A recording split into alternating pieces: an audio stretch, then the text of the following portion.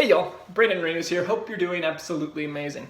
So I will leave a link below in the description of the 7-minute and 54-second video, but pretty much I'm going to have you listen to about 2 minutes of it, and then I'm going to debunk it. This is going to be the definition of fake news. Now TYT, drop my pen, TYT is all for banning and blocking fake news. But don't worry, they're all for promoting fake news as long as it's them. You see, this is where I believe in freedom of speech. I don't care if you're on Facebook, YouTube, out in the public, on national TV. I support you promoting your views and your perspectives and what you believe is truth. And what you believe is truth, I might consider fake news and vice versa. But as long as we have free speech, people like myself can go out there and prove you wrong, or you can go out and prove me wrong, and then we can actually figure out what truth is, what the real facts are, put things into context. But when we say, hey, fake news, we got to block that out. We can all have different perspectives on what is fake news.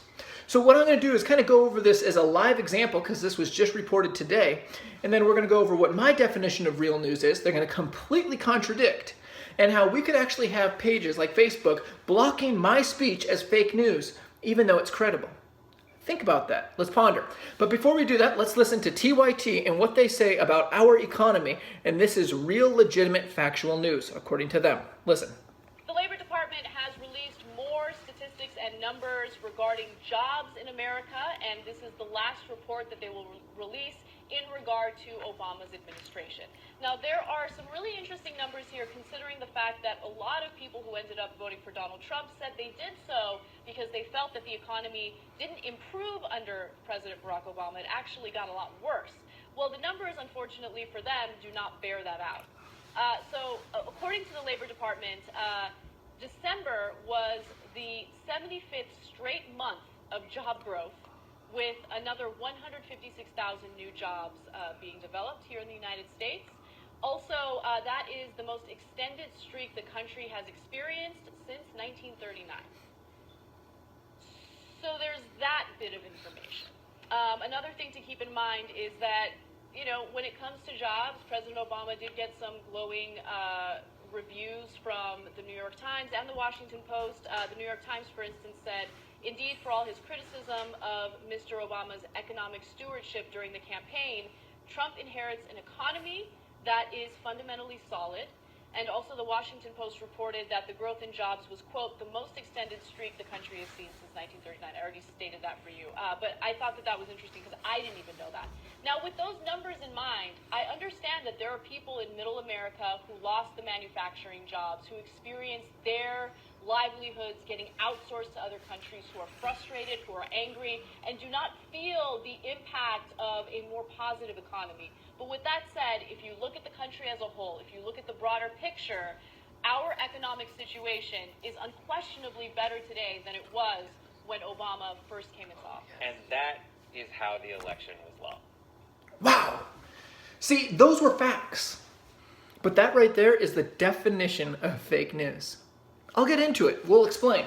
But first of all, notice how they quoted the Washington Post and the New York Times as pointing out how great of a job Obama has done with the economy.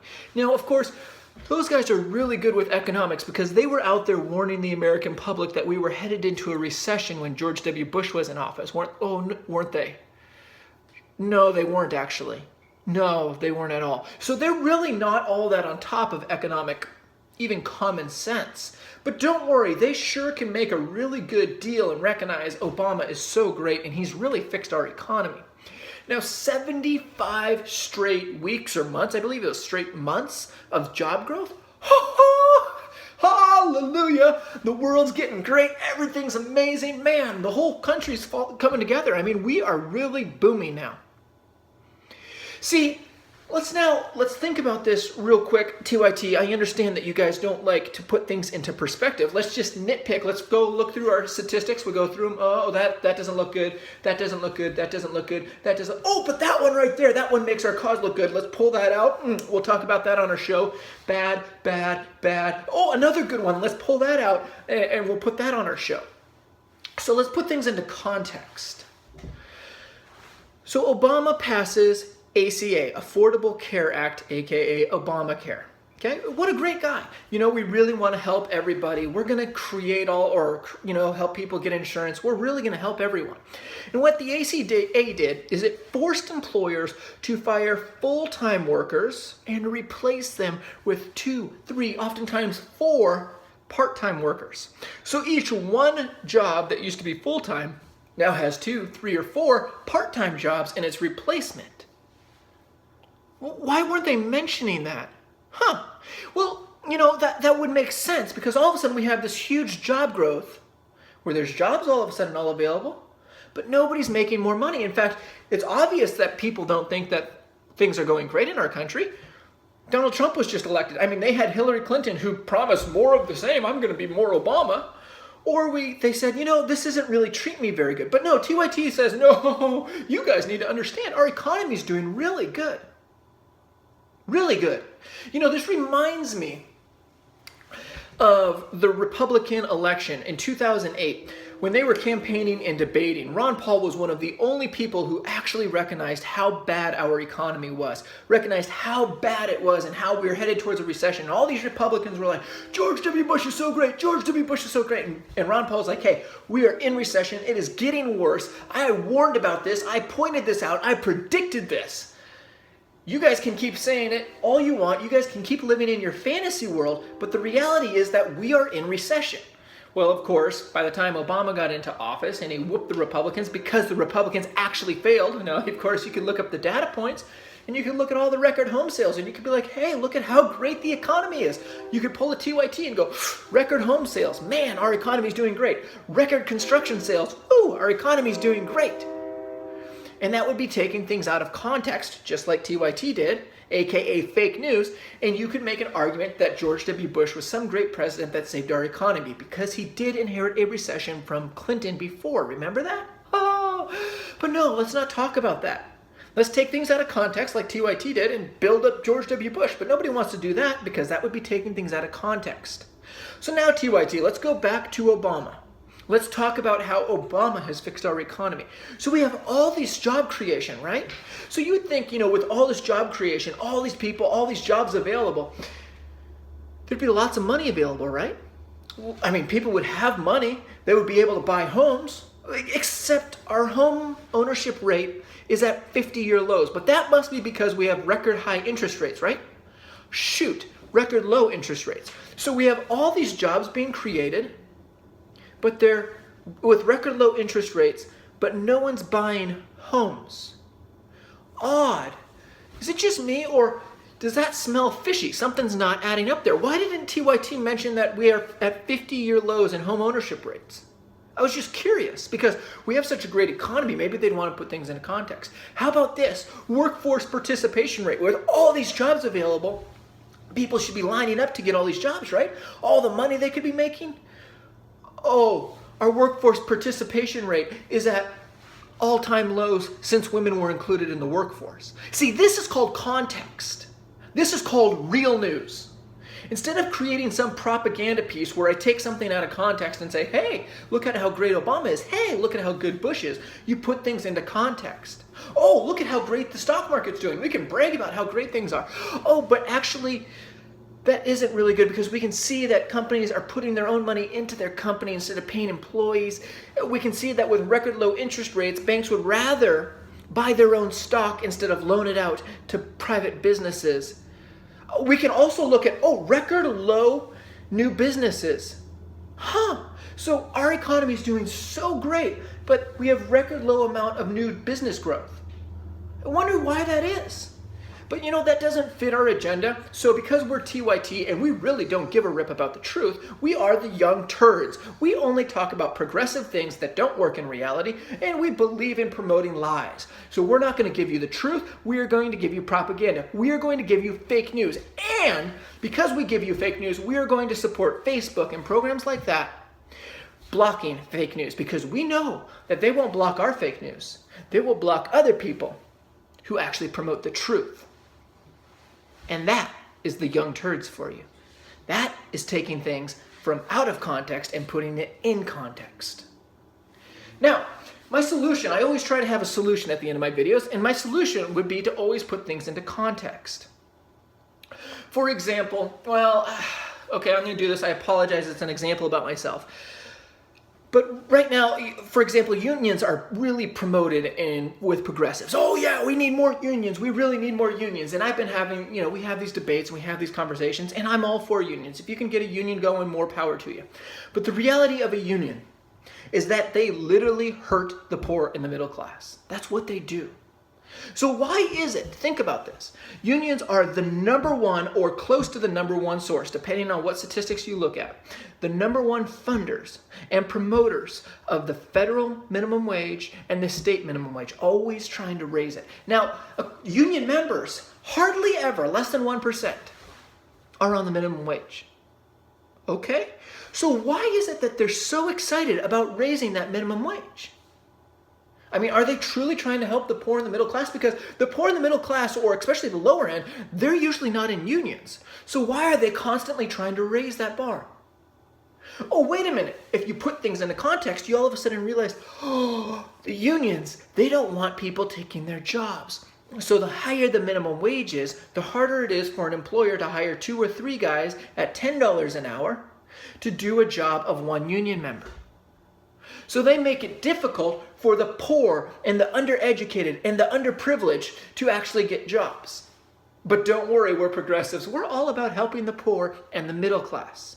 Just don't put things into context because we like people to live in their little bubble and we don't want to tell them the truth. Context is everything. And I'm afraid, guys, I'm afraid that Republicans and Democrats, we get so focused on taking things out of context for our side that we're totally going to get blinded. We don't have morals. We don't have values we stand for anymore. We just have party allegiances. One last example would be what we have going on right now with Republicans. They are promoting budgets to increase our national debt $10 more trillion over the next 10 years.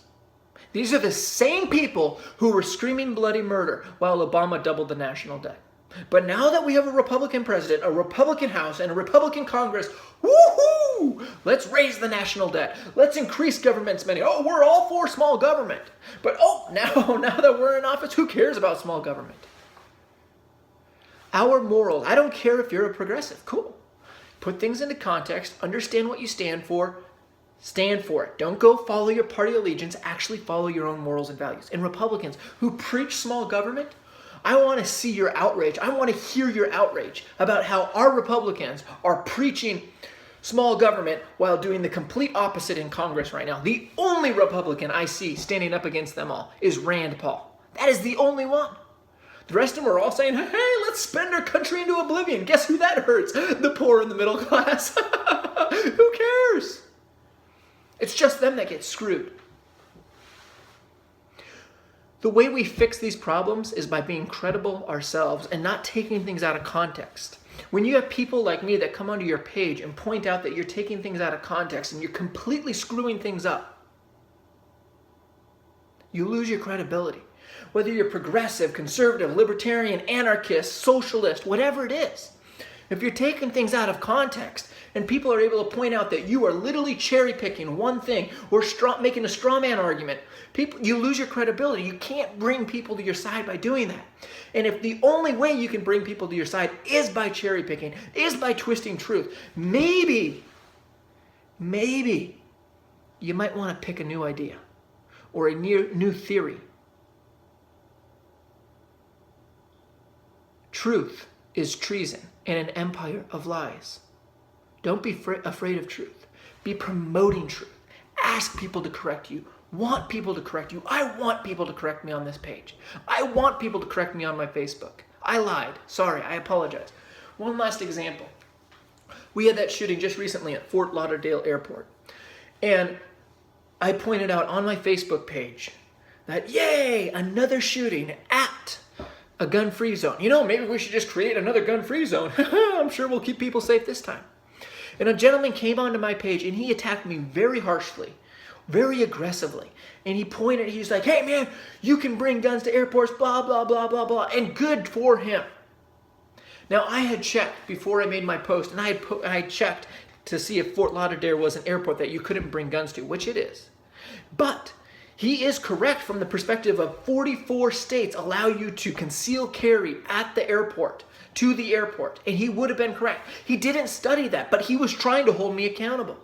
And although I proved him wrong, and I'm afraid he's gone, but I sent him a message on my Facebook page, on my profile, not some private message, actually publicly telling him, hey man, although I proved you wrong, I want your views on my page. I want you to debate me on this page. I want you to hold me accountable. Because I'm not afraid of truth. I promote truth. I want truth. I want to fix our country. I want to fix problems. And we can't fix problems when we're cherry picking issues, when we're taking things out of context. So let's lead by example. Let's promote truth and lead from the front with respect, honesty, and not cherry picking. If you guys want more videos like this, please hit subscribe, then hit the notification button. That'll help you get the videos every time they come out. If you guys hate this video, give me a thumbs down. Tell me why. If you guys love the video, give me a thumbs up. I'd really appreciate it. Thank you guys. Have yourself a wonderful weekend. Enjoy the playoffs. Peace out.